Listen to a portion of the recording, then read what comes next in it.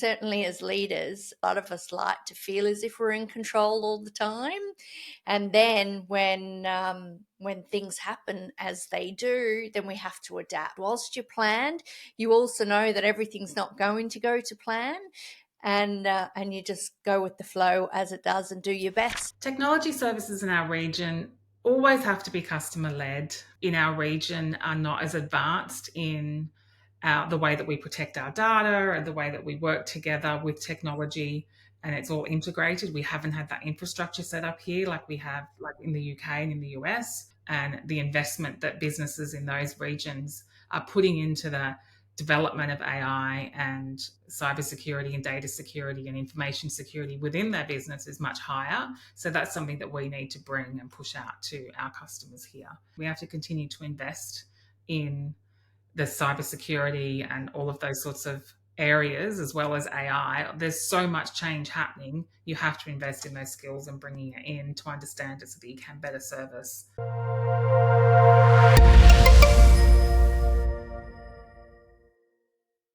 Welcome to the Honest CEO Show, where we explore the authentic journey of remarkable business leaders. I'm your host, Caroline Kennedy, and today I'm honoured to be joined by Teri Hobbs, the Chief Operating Officer at Bilue. Teri has been a pivotal figure in the media and technology sectors, previously steering Deluxe's operations across Asia Pacific region. Her leadership was instrumental in launching Deluxe APAC, enhancing digital cinema distribution in Australia and New Zealand. In her current role at Bilue, a leading mobile and emerging technology company based in Sydney and Melbourne, Teri brings her vast operational leadership experience to drive efficiency and foster innovation, ensuring the company's operations are streamlined and they're focused on growth. Welcome to the show, Teri. Thank you, Caroline. It's very nice to be here, and I'm honoured to be here as well. Yeah, thanks. So can you share with us your early experiences or the influences that led you to pursue a career in media and technology? I think right from the beginning, I was very interested in businesses and how they worked and people. The technology piece was right at the time when I was starting out, where that was the bubble of 2000, and that was sort of naturally where I landed, and it's grown since there. I'm not technical. I'm happy to solve technical problems, but I like to work with technical people and be the person that can translate that into how it impacts the business or the customers. And I think the benefits that we get as a society and as people and growth, what we can get out of that is really quite what is motivating and drives you forward to understand more. But I'm not the type of person that likes to get into the technical side of it. I just like the outcomes that we get from it. I'm sure, though, that you are understating your knowledge in regards to technology, because I know, like, even with my experience when I was a CEO, we had to use technology, and I knew the fundamentals of it, right? But I wasn't the doer of the technology. God forbid that would happen. That's probably what you're describing, right? Yes, I would totally agree with you there. I understand how it works and how it hangs together and what we can get from it, I guess. But I don't like to get into the ins and outs of it and the detail. Yeah. And what motivated you to join Deluxe, and how did your initial roles prepare you for the leadership position you eventually assumed? So when I went from the position I held at Upstream into Deluxe, I had strong customer background and strong customer experience and contract management, understanding how our businesses that I'd worked in from different industries influence the customers and how to manage those relationships. I really wanted to manage more people and a bigger team because I loved watching people grow and develop. And I knew at that point in time that I had a gap missing in my CV in understanding the financial side of it. So I obviously understood customer contracts and the revenue and the billing and getting the money in, but I didn't have the budget experience managing a P&L and understanding all of those processes that happen behind the scenes, in some cases behind the scenes. I always loved it. So I'd already gone back and studied accounting and how it works and investments. So when I moved into Deluxe, that was one big chunk of it for me to get my leadership career progressing. I knew I needed to get that experience. And it wasn't actually the industry at the time that I'd focused on, although a lot of people do go into that sort of industry because they're very passionate about it. But I've been very passionate about the technology, and I've always sort of had an interest in that side of things as well, from an entertainment perspective and an arts perspective. So I think those two things sort of lined up quite nicely. Also, when I met the people at Deluxe, you get a synergy, I think, where you know you're going to learn from them and develop and grow. And that was a big part of it as well. So there was that opportunity that lined up quite nicely with the gaps that I felt I had at the time. Yeah. And I mean, for you transformed the region when you were at Deluxe. So when you stepped into the role of general manager for APAC, what was your vision for the company in the region, and how did you plan to achieve it? So the vision was twofold. Obviously, Deluxe is a global company, so it had a global vision, and then Australia and New Zealand, and then the APAC team were customer requirements and customer activities slightly different. So my role was to understand the local nuances, if you like, and work with my global stakeholders to align those two visions. I think the local industry was a little bit driving further. Australia being a big geographical footprint had different requirements to somewhere in Asia where, and this is in the cinema industry, the cinemas were quite close together and easy to access. Australia's very spread out. Our cinemas are all around the edges. So we had different requirements in trying to transform it from a very physical and analog environment to digital and electronic, getting the content out to the cinemas. So my role in the leadership challenges there was trying to match those two needs, the pace that the Australian and Asia teams wanted to move at. And even in that region, there were different cadences and speeds that they wanted to do. Across Asia, there are locations that's very, very small, very easy to manage in an analog and physical way. So that was a different pace and cadence to Australia. So taking the local people and the local stakeholders on that journey, and then globally as well, managing that within Deluxe. They were the two sort of leadership challenges that I faced during that time. Yeah, because you're managing varied cultures as well, and that comes with a lot of nuances. You've got the Asia region, the Australia, New Zealand, and then the global and particularly US based, and they all have different nuances. So that would have been quite challenging, I could imagine. Yeah, it was fun, challenging, very, lots of different challenges just for managing time. You had to have a new ability to manage the different time zones and be able to switch from one to the other, and the different cultures and language barriers. Yeah. It was good. Yeah, you wouldn't have slept much with all those time zones. There were times when I saw people on Zoom at night, and then I'd see them again first thing in the morning before I'd even seen my family. Funny. Now, you achieved a lot in that role. Can you maybe talk to the listeners and the people viewing about the outcomes that you delivered? Because they were quite significant. Yeah, so the main outcome for Deluxe, I think, was we led through a joint venture to transform the local cinema industry from physical to digital.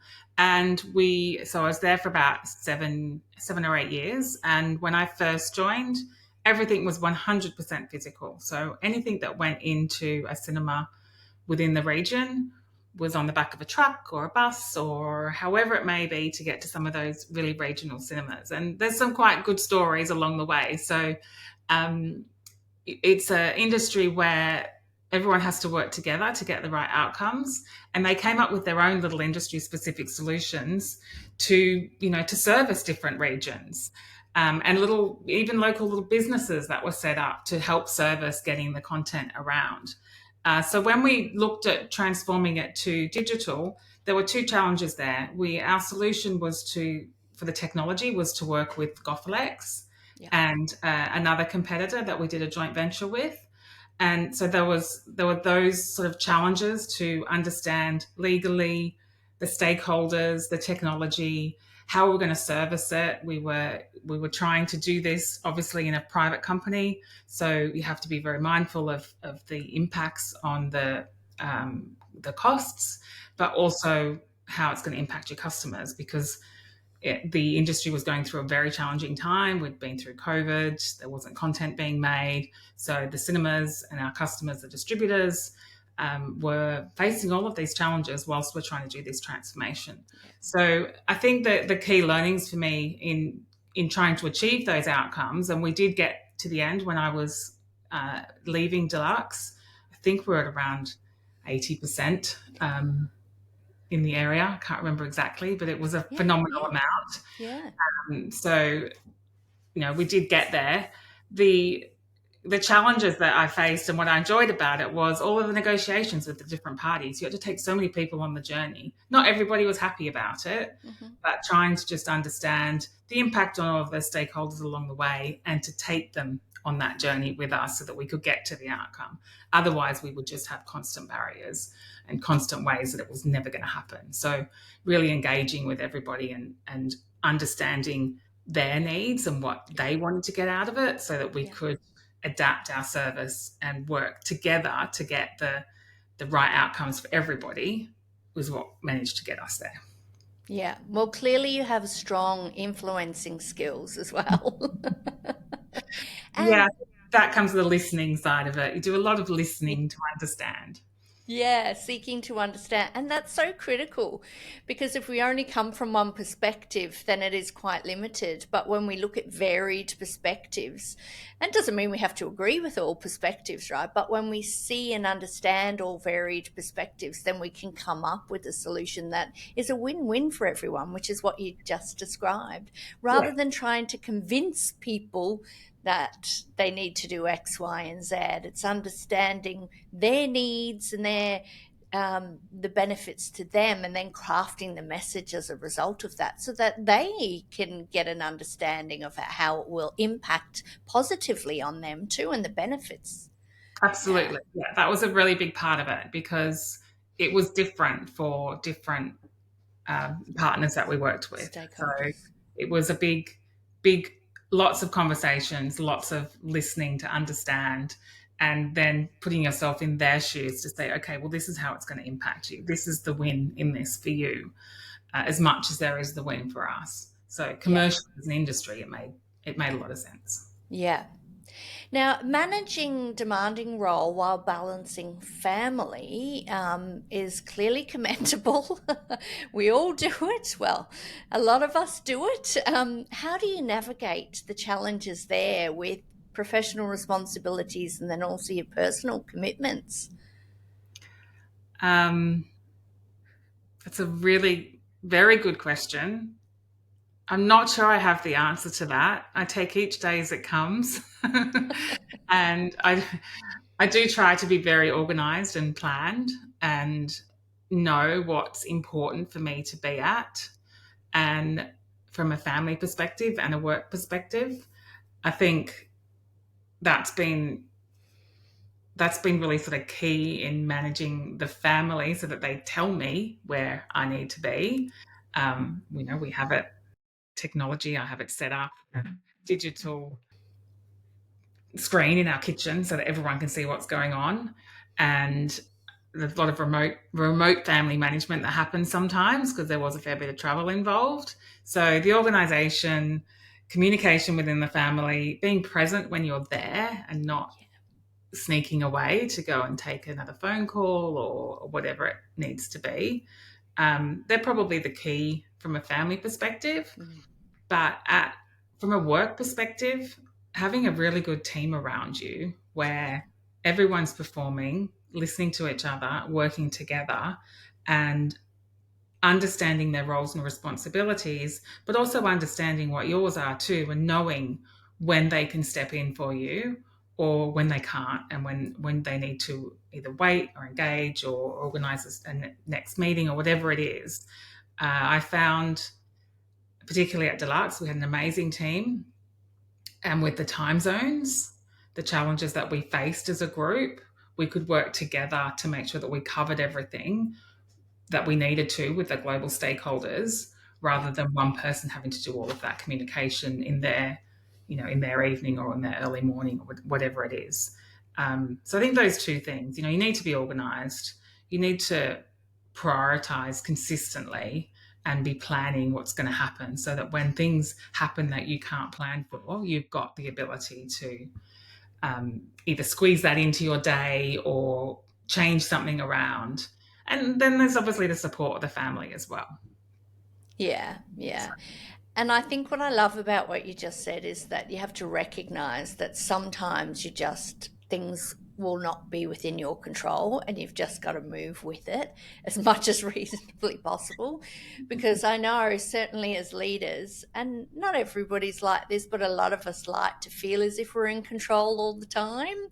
And then when things happen as they do, then we have to adapt, and that's a good skill to also be able to develop too.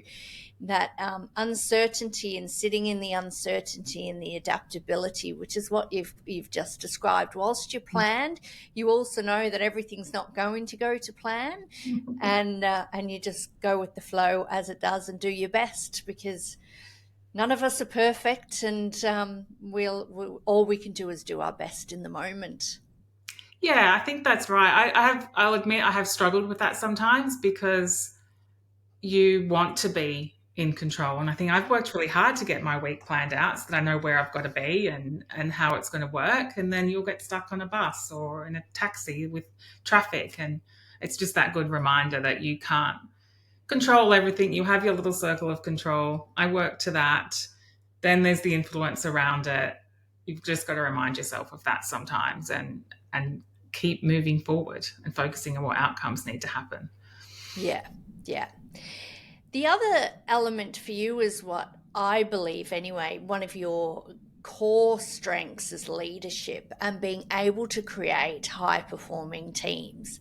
Can you talk us through how you do that? Again, very good question. I like to think that's one of my strengths as well. I'm very much a people person, but I do love the numbers. So I love a good spreadsheet and sitting there. And I think trying to marry those two together is what gets good outcomes for the business and for the people. So I have a big focus on the emotional intelligence, and really making sure that I understand who I'm working with, the role that I want them to be in. And obviously you go through an interview process, or in some cases you're inheriting this person. You have an idea of what the role is, you understand who they are, and then you can start to see the gaps and work on those gaps. I think that's one way of how I go about building the high performing teams. You've got to look at the individuals, but then you've also got to look across the team and go, okay, as the team, does everybody know each other? Does everybody have that right culture fit, the right values base? Are we driving towards the same outcomes? So from a team perspective, what gaps do we have to get there? What skills do we have to get there? And then constantly making sure the language that I use when I'm working with the team is consistent and aligned, so that everybody's getting the same message, even the same words sometimes, and making sure that they use the same words. I think that's probably one part of it, just to get the right roles and people in the place. Yeah. And then there's the cadence of making sure you're working together towards the outcome. So yeah, everyone needs to understand what their primary purpose in the bigger picture is and keep focused on it, but also understand what outcomes we're trying to achieve, and whether that's the company goals, the vision, objectives that we've written down, or solving a problem. If we're not all working together towards that one end point, whether it could be getting cinemas to electronic delivery for their content rather than a physical delivery, or it could just be that We want to make a process more efficient, and we all need to pull together to reduce the amount of noise. Just being specific about what the outcome is, and then constantly driving everybody and reminding everybody to get towards that outcome. So a couple of things that I do is around the language and the messaging. In the meetings, I always try and start with a purpose, and I have it on the slide to bring everyone back. This is why we're in this meeting. Let's make sure that we focus on it. And even during the meeting, just say, okay, do you think, I'll ask the team, do you think we're still focused on that primary purpose of the meeting, or have we, this is a great conversation, but do we need to get back to this, or should we be having that conversation? So that's one part of it, I think, to drive people forward. Educating people too, I think, from a leadership perspective on their roles and how they impact the financial statements and what the financial metrics are that we're working towards. I found that has a big impact. For the people that are interested in it, it will really pull them up to help them deliver with you. For those that aren't, I can also recognize that and then come up with a way that they will work to achieve those objectives as well. Because obviously not everybody is motivated and wants to sit down there and read it. So presenting that data a little bit differently can take them on that journey. And the last thing is probably respect. Yeah. We have to remember that everybody's got a backstory. Most people come and do the best that they can do. They don't want to, people don't want to let anybody down, or it's not why we work together. And I think having that respect, reminding people sometimes that, yep, that person made a mistake, but you don't know what happened. So let's just not get frustrated, understand it, fix it. And then as a team, how do we work together to stop it from happening next time around? Yeah. I think that's a big part of it for me. Yeah. And I love that, because a lot of the time I'm talking about how we judge ourselves based on our intention, and we judge other people based on behavior. And as humans, you'll find the majority of people are unconsciously doing that. And what you've just said is people do have good intentions. We know our own intentions, but we can fail to think about other people's intentions. And when we do think about other people's intentions, then we start to have a greater sense of them as well, and know that they are doing their best and they are trying their best, and their intention is to bring their best self. They might not always do it. I might not always do it, and that's okay. But when we think about it as an intention as opposed to a behavior, it just really shifts the lens of what we view it through too. And I loved what you said about before about the financial elements and how you love the financials.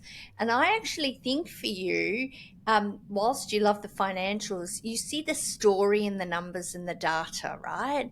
And I was just talking to somebody yesterday about this exact point, is that once you start to look at the metrics and you see the story, that skill can actually then be transferable to humans, because humans have patterns and behaviors and like their data as well, right? And once we start to see that individual, that's their core need, or they do this for this reason, or we know that that's a pattern, then we can adapt how we engage with them based on that. And a lot of people don't recognize that when their strength is in the insights and the story from data, just how much it can translate to people. And we don't always marry that up. But clearly you, and you might not have recognized it, have been able to do that because you've really transferred that skill to human behavior as well. Yeah, I think that's something I have naturally in me to Yeah. do, but something I've also tried to build on over time, because I know I can adapt the way I work and the way I ask questions or instruct or drive or hold accountable, whatever it is that I'm trying to do. I will adapt it for different people once I've got to know them. And I think that's part of my my driving is I like to get to know people and what their drivers are. So if I can get the gap that whatever they're wanting to achieve personally and line that up with what I need them to achieve, then it's much easier to go on that journey together. And I can change the way that I work with them. Not everybody Yeah. can do that, especially in No. the media and technology industry. If you've got creative people, and then you've got someone very logical, trying to marry those two people can be quite different, quite challenging, quite thought provoking. You sort of have these different personalities that just really don't understand each other. And then you throw in cultures. You've got different cultures. In Australia, we're very Yeah. multicultural. So even if you're not working across the borders, you've still got them locally to work through. And I think that goes back to the emotional intelligence that we talked about earlier. Yeah. You have to be able to, as a leader these days and moving forward, I think, understand people and how Yeah. they're motivated and how to work with them, Yeah. to get the best out of them. You can't just work your way and Yeah. push it forward. You have to do it together. Yeah. Yeah. And I agree with you completely. That's a critical skill. And it's a game changer when people can master it. And that takes time, right? Everything's incremental and it's not easy to do, even though it might sound easy right now as we're talking about it. It's actually one of the most difficult skills to build upon. But when you just focus on it, it naturally builds organically for a lot of people, but not for everybody, as you said. And for some people, it is innate. And now, if we talk about your current role at Bilue, tell me a little bit about that and your vision for what you guys are trying to achieve. So Bilue is, as you mentioned earlier, a mobile app and web development company, and they're very much an Australian-based organisation, Sydney and Melbourne. Like you said, our clients are Australian-based, and the vision is to bring world-class software to our environment so that we can positively impact our customers and their user journeys that they go on. My driver for this role was having spent a long time in customer-facing roles, and particularly Deluxe was very customer driven and stakeholder driven and externally facing. I really wanted to spend more time focusing internally on those teams and supporting them to help the business grow. So I wanted to spend a lot more time on the numbers side of it and see how I can impact that, and also see my direct impact on the team and the people. So I joined Bilue about 12 months ago now, and we we have been on a growth journey. This year has been challenging for us. I think there's been a lot of changes in the market and the way that the consulting services teams work. So it has been a challenging year, balancing the people development and what our customers need. We've really noticed this last 6 months picking up. So the challenges that we have are constantly changing, and working with that team of people and driving them forward has been very much about getting to know them and reprioritizing to get those outcomes that we're looking for.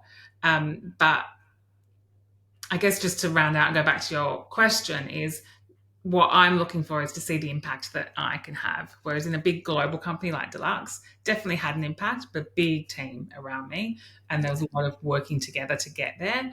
Here, smaller team, but very impactful. So I can see decisions that we make and how they impact the team, how they impact our customers, and what we're delivering. So it's about marrying those two loves of mine, the people and the numbers, much closer together, and taking the teams on that journey. Yeah, yeah. And what would you say your three biggest leadership lessons were? Three biggest leadership lessons. Um, I think one of them is definitely self-awareness. I have always, whenever I've been to a meeting and I'm coming back from the meeting, whether it's client or internal, whatever, I'm always analyzing how I performed in the meeting. So I've always been very self-aware and then critical of that to adapt how I go moving forward. And I think that's been a real strength, because then I know how I'm responding to other people. Did I listen well enough? Did I get the outcome I needed from the meeting? Was I prepared enough? All of those questions. I think that's one of them. I think the next one is, as I've stepped into leadership and been more, I guess, public in the role internally, or the roles internally, doing things like town halls and, getting fireside chats, whatever it is my self-awareness of me and then other people's view and listening is nowhere near as critical. So I think that's really interesting in a learning from a leadership perspective, because they are positively looking towards you to take them on the journey. And I think that's a real win when you've got that team around you, and that's what's happening. Of course, always you'll get someone that wants to put an anonymous question through and make it a challenging environment, but that is, less than 5% of it most of the time. So Yeah. the leadership learning for me is not to be so critical of myself in that moment, and understand that, yes, it's good to be self-aware, but you can take it a little bit too far. Yeah. Another learning,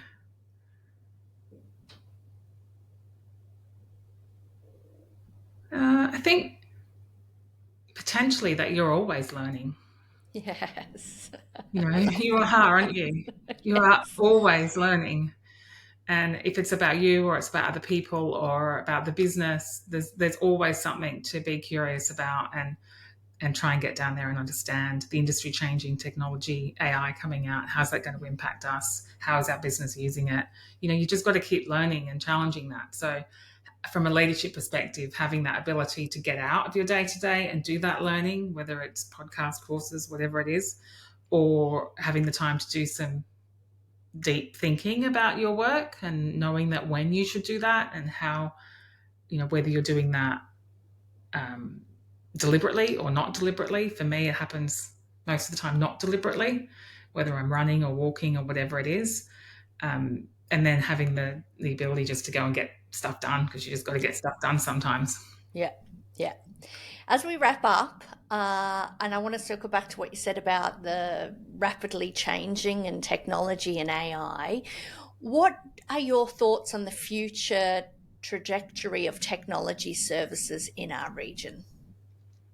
Technology services in our region always have to be customer led. From Bilue's perspective, we're very Yeah. focused on delivering the outcomes for the customers. We we're a consulting business, so we're working and always seeking to understand how we can get better outcomes for our customers across the board, and understanding that technology. I think the services have to continue to be more specialized and understood. We in our region are not as advanced in the way that we protect our data and the way that we work together with technology, and it's all integrated. We haven't had that infrastructure set up here like we have like in the UK and in the US. So I think as a technology services company, we have to continue to invest in the cybersecurity and all of those sorts of areas, as well as AI. There's so much change happening. You have to invest in those skills and bringing it in to understand it, so that you can better service your customers, because they don't necessarily understand what the need is and how the technology is developing to impact them. And I think I've done a fair bit of reading this year on the US and the UK, and the investment that businesses in those regions are putting into the development of AI and cybersecurity and data security and information security within their business is much higher. So that's something that we need to bring and push out to our customers here, and understand how that can impact this region. Otherwise, we do become a target for those challenges, which we've seen in the press already. So, Oh, yeah. Yeah. yeah. And I've seen it in businesses as well. And even just recently getting a letter from my accountant and ASICs around data breaching. And I was like, it just is never ending.